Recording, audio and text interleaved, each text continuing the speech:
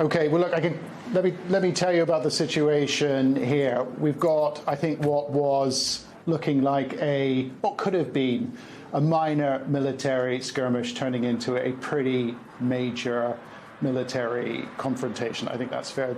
The IDF, the Israel Defense Forces, they enjoyed near total air superiority here, and they are using it. I can tell you that we have seen sort of multiple bombing runs, bombing missions here in the southern suburbs of Beirut, particularly one place called Dahia, where the majority of residents there are Shia Muslims, from which Hezbollah draws the majority of its support, but also in southern Lebanon, the Bekaa Valley. And we're also seeing the IDF move more troops into southern Lebanon. The defense minister there today saying that they are advancing to take new strategic positions. What's more, we're also seeing Hezbollah respond. They are not retreating. They are not disappearing after their opening salvo on Sunday night, which they said was a retaliation for the death of Ali Khamenei. They have let multiple volleys go today, a swarm of drones at 6:30 this morning, they said. And I think interesting for me, they released a statement as well, fighting words. They said that they were going to put an end to the aggression, Israeli aggression, by all available means. So they're not slinking off. They are here for the fight too. And I can tell you that most people in Lebanon don't like what they hear. This is not what they want. They feel like they're going to be plunged back to a major conflict with all of the consequences of that once again. So it's not a good time here. Inzamam, same question to you. You're in Dubai. It's been hit a number of times by Iranian drones. What is the feeling in that country, in the UAE, and what options do you understand officials are considering? Well, Katie, look, the relationship between Iran and the Gulf is getting worse by the hour. In fact, last night I spoke to the UAE president's senior diplomatic advisor, and he said to me that Iran is sowing long-term enmity amongst Gulf populations. I think those words just give you a sense of how the UAE is feeling towards Iran right now, following 4 days of bombardment. And just in the last couple of hours, we've seen missile fire here into Dubai and over in Abu Dhabi once again, intercepted by military defense systems by the UAE. But that continues into the evening, even when the airspace has opened up ever so slightly to allow flights, repatriation flights, evacuation flights out of the UAE. Today, the Ministry of Defense and the Ministry of Foreign Affairs of the UAE held an unprecedented press briefing. Unprecedented because these are unprecedented times, especially for this country, which prides itself in safety and stability and reliability. But they felt they needed to speak to the public today. In that, they spoke of 209 Iranian missiles being fired into the UAE, 935 drones also making their way towards UAE territory. But they have had a good success rate of intercepting them, around 92%. But once again, this evening, we are seeing attacks from Iran. This, of course, though, has been happening across the Gulf today. We've seen, again, in Riyadh today, the U.S. embassy being targeted there. Now, staff have completely evacuated the U.S. Embassy as a result. Other embassies also taking precaution tonight. We've seen attacks in Doha as well, over in Bahrain too. So the attacks from Iran continue across the Gulf. And I think the biggest worry right now is where they're targeting. They're specifically looking at energy and oil resources across the Gulf.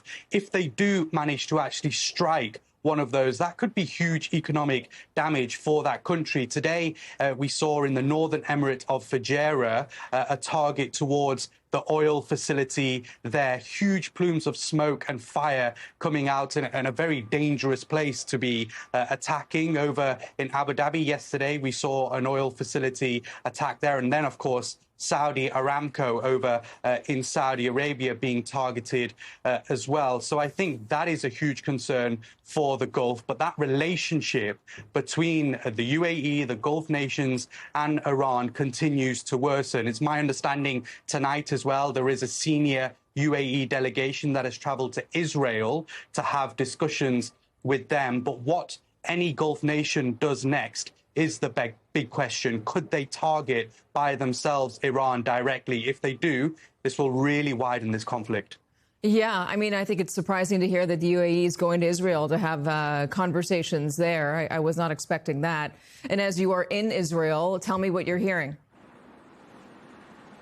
Yeah, Katie, I mean, sirens continuing to blare today. We had to head down to the bomb shelter twice. The death toll rising here in Israel. We are now at 13 Israelis who have been killed since the beginning of this operation. Earlier today, we went to the site of an Iranian missile strike that struck a synagogue. 9 people killed in that single strike, and the synagogue completely decimated. There's virtually nothing left of it. And it's not just the synagogue. It was buildings in the surrounding area as well that were impacted. People digging through the rubble, looking for their personal belongings. And when you're there, you get a sense of just how powerful these Iranian ballistic missiles are. They are much more sophisticated, much bigger, much more dangerous than the rockets that Hamas was using after October 7th. And so there are real fears here and precautions, extra precautions being taken across the country as people brace for additional attacks from Iran. We also went earlier today to an underground hospital. So the Sheba Medical Complex has moved virtually all of its operations underground now to,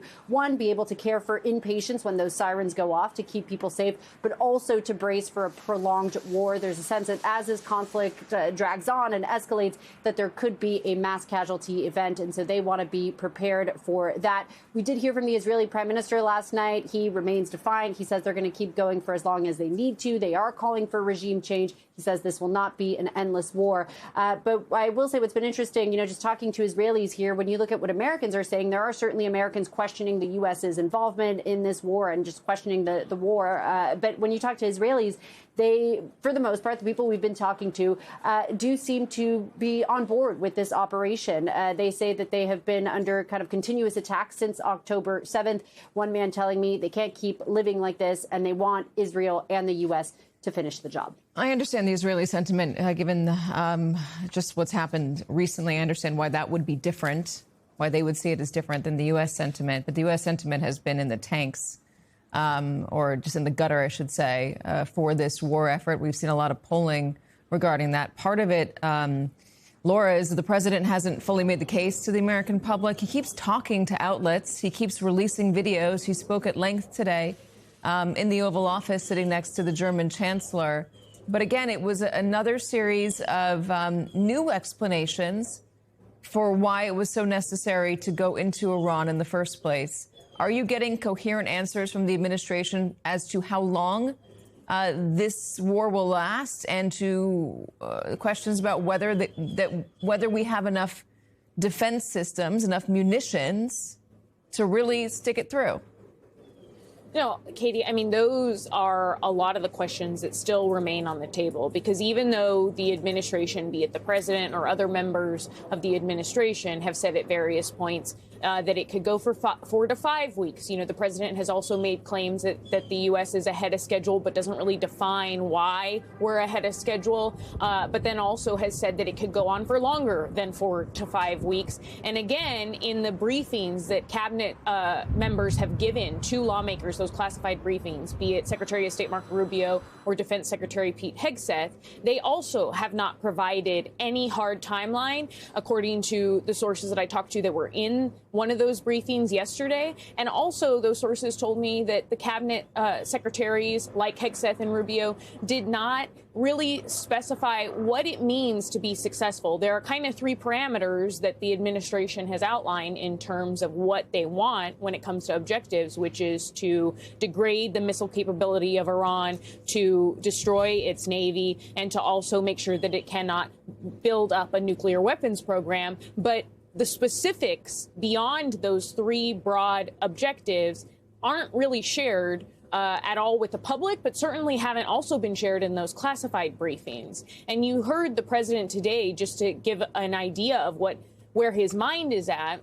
And you asked me that yesterday, Katie, what exactly is he thinking about when he's approaching Iran? And again, when he was asked what he views could be the future for the government of Iran and who he thinks could be in charge, he said, well, we wiped out other people who I thought could maybe step in and lead the government of Iran. And he then immediately started talking about Venezuela and saying that he thought that Venezuela was incredible and that operation is what he considered a success, and that it would be great if they could just have people in place, maybe still a part of the same regime, but people in place like Venezuela, and also talked about wanting to get oil out. Katie.